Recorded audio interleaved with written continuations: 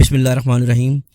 پچھلے حصے میں ہم نے پڑھا اسلام دشمن سلام بن ابو الحقیق کو کیسے 5 صحابہ کرام رضی اللہ تعالیٰ عنہ نے جو خزرج کے قبیلے سے تعلق رکھتے تھے انہوں نے قتل کیا، اور اس کے بعد رسول وسلم مختلف صحابہ کرام کو لے کر بنو لیان کی طرف پہنچے، لیکن وہ ان کو نہ مل سکے۔ ابھی یہ مختلف غزوات کا ذکر جاری ہے جو رسول وسلم نے غزوہ خندق سے فارغ ہونے کے بعد اور بنو قریظہ کے قتال کے فارغ ہونے کے بعد شروع کیے تاکہ اسلام کو دور تک پھیلایا جا سکے۔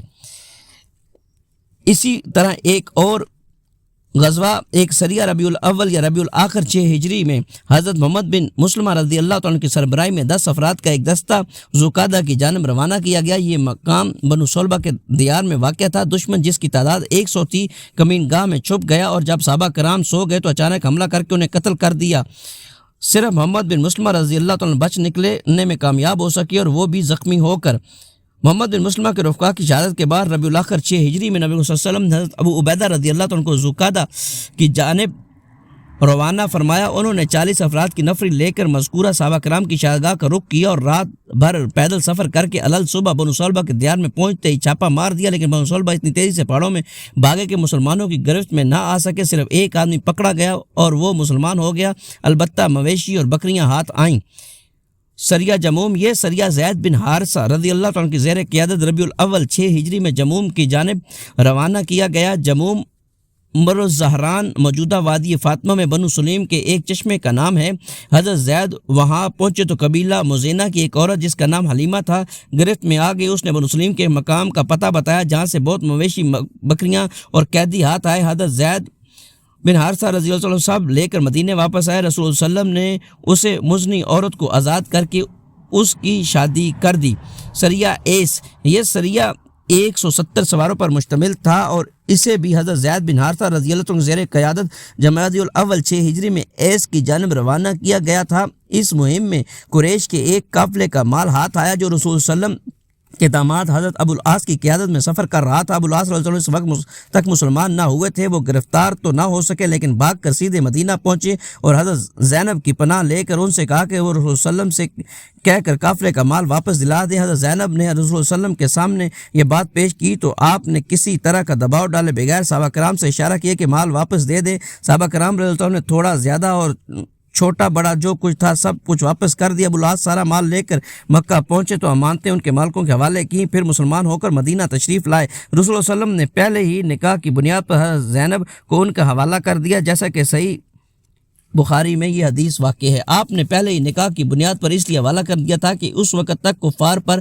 مسلمان عورتوں کو حرام کیے جانے کا حکم نازل نہیں ہوا تھا، اور ایک حدیث میں جو آیا ہے کہ آپ نے نکاح جدید کے ساتھ رخصت کیا تھا یا یہ کہ 6 برس کے بعد رخصت کیا تھا، تو یہ نہ معنی صحیح ہے نہ سندن، بلکہ دونوں لحاظ سے ضعیف ہے۔ جو لوگ اس ضعیف حدیث کے قائل ہیں وہ ایک عجیب متضاد بیان کرتے ہیں۔ وہ کہتے ہیں کہ ابو العاص سنہ 8 ہجری کے اواخر میں فتح مکہ سے کچھ پہلے مسلمان ہوئے تھے۔ پھر یہ بھی کہتے ہیں کہ 8 ہجری کے اوائل میں حضرت زینب کا انتقال ہو گیا تھا۔ حالانکہ اگر یہ دونوں باتیں صحیح مان لی جائیں تو تضاد بالکل واضح ہے۔ سوال یہ ہے کہ ایسی صورت میں ابو العاص کے اسلام دانے اور ہجرت کر کے مدینہ پہنچنے کے وقت حضرت زینب زندہ ہی کہاں تھی کہ انہیں ان کے پاس نکاح جدید یا نکاح قدیم کے بنیاد پر ابو العاص کے حوالے کیا جاتا۔ ہم نے اس موضوع پر بلوغ الامرام کی تحقیق سے بسلط سے گفتگو کی ہے۔ مشہور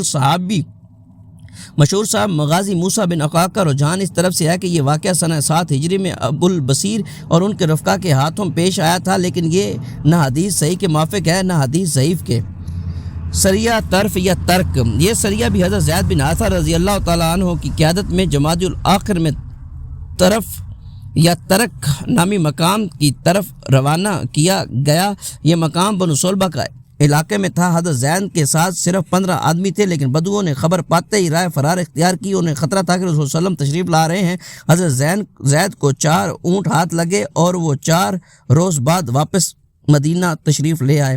سریہ وادی القرا، یہ سریہ 12 آدمیوں پر مشتمل تھا اور اس کی کمانڈ بھی حضرت زید بن حارثہ رضی اللہ عنہ کی تھی۔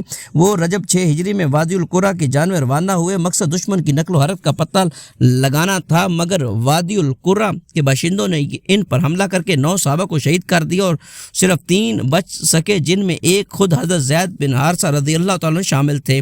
سریہ خبت، اس سریہ کا زمانہ رجب 8 ہجری بتایا جاتا ہے، مگر سیاق کو بتایا کہ یہ حدیبیہ سے پہلے کا واقعہ ہے۔ حضرت جابر کا بیان ہے کہ نبی کریم صلی اللہ علیہ وسلم نے ہمارے 300 سواروں کی جمعیت روانہ فرمائی۔ ہمارے امیر ابو عبیدہ بن جراح رضی اللہ تعالیٰ عنہ تھے۔ قریش کے ایک قافلے کا پتہ لگانا تھا۔ ہم اس مہم کے دوران سخت بھوک سے دوچار تھے، یہاں تک کہ پتے جھاڑ جھاڑ کر کھانا پڑے، اس لیے اس کا نام جیش خبت پڑ گیا۔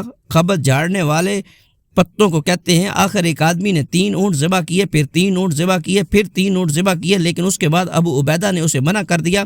پھر اس کے بعد ہی سمندر نے امبر نامی ایک مچھلی پھینک دی، جس سے ہم آدھا مہینہ تک کھاتے رہے اور اس کا تیل بھی لگاتے رہے، یہاں تک کہ ہمارے جسم ہماری طرف پھر پلٹ آئے اور تندرست ہو گئے۔ ابو عبیدہ رضی اللہ عنہ نے اس کی پسلی کا ایک کانٹا لیا اور لشکر کے اندر سب کے سب لمبے آدمی اور سب سے لمبے اونٹ کو دیکھ کر آدمی کو اس پر سوار کیا اور وہ سوار ہو کر کانٹے کے نیچے سے گزر گیا۔ ہم نے اس کے گوشت کے کچھ ٹکڑے توشہ کے طور پر رکھ لیے اور جب مدینہ پہنچے تو رسول اللہ صلی اللہ علیہ وسلم کی خدمت میں حاضر ہو کر اس کا تذکرہ کیا۔ آپ صلی اللہ علیہ وسلم نے فرمایا، یہ ایک رزق ہے جو اللہ نے تمہارے لیے برآمد کیا تھا، اس کا گوشت تمہارے پاس ہو تو ہمیں بھی کھلاؤ۔ ہم نے رسول اللہ صلی اللہ علیہ وسلم کی خدمت میں کچھ گوشت بھیج دیا۔ اوپر جو یہ کہا گیا کہ اس واقعے کا سیاق بتاتا ہے کہ یہ حدیبیہ سے پہلے کا ہے۔ اس کی وجہ یہ ہے کہ صلح حدیبیہ کے بعد مسلمان قریش کے کسی قافلے سے تعرض نہیں کرتے تھے۔ غزوہ بنی المستلق، یہ غزوہ جنگی نقطہ نظر سے کوئی بھاری بھرکم غزوہ نہیں ہے، مگر اس حیثیت سے اس کی بڑی اہمیت ہے کہ اس میں چند واقعات ایسے رونما ہوئے جن کی وجہ سے اسلامی معاشرے میں اضطراب اور ہلچل مچ گئی، اور جس کے نتیجے میں ایک طرف منافقین کا پردہ فاش ہوا تو دوسری طرف ایسے تعزیری قوانین نازل ہوئے جن سے اسلامی معاشرے کو شرف و عظمت اور پاکیزگی نفس کی ایک خاص شکل عطا ہوئی۔ پہلے غزوے کا ذکر کریں، اس کے بعد ان واقعات کی تفصیل پیش کرتے ہیں۔ یہ غزوہ اہل سیر کے بقول شعبان 5 ہجری یا 6 ہجری میں پیش آیا۔ اس کی وجہ یہ ہوئی کہ نبی اکرم صلی اللہ علیہ وسلم کو یہ اطلاع ملی کہ بنو المستلق کا سردار حارث بن ابی زرار آپ سے جنگ کے لیے اپنے قبیلے اور کچھ دوسرے عربوں کو ساتھ لے کر آ رہا ہے۔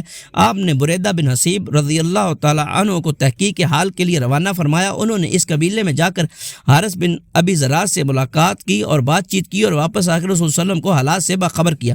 جب آپ کو خبر کی صحت کا اچھی طرح یقین آ گیا تو آپ صلی اللہ علیہ وسلم نے صحابہ کرام کو تیاری کا حکم دیا اور بہت جلد روانہ ہو گئے۔ روانگی 2 شعبان کو ہوئی۔ اس غزوے میں آپ کے ہمراہ منافقین کی بھی ایک جماعت تھی جو اس سے پہلے کسی غزوے میں نہیں گئی تھی۔ آپ نے مدینہ کا انتظام حضرت زید بن حارثہ رضی اللہ تعالیٰ کو، اور کہا جاتا ہے کہ حضرت ابو ذر کو، اور کہا جاتا ہے کہ نمیلہ بن عبداللہ لیسی کو سونپا۔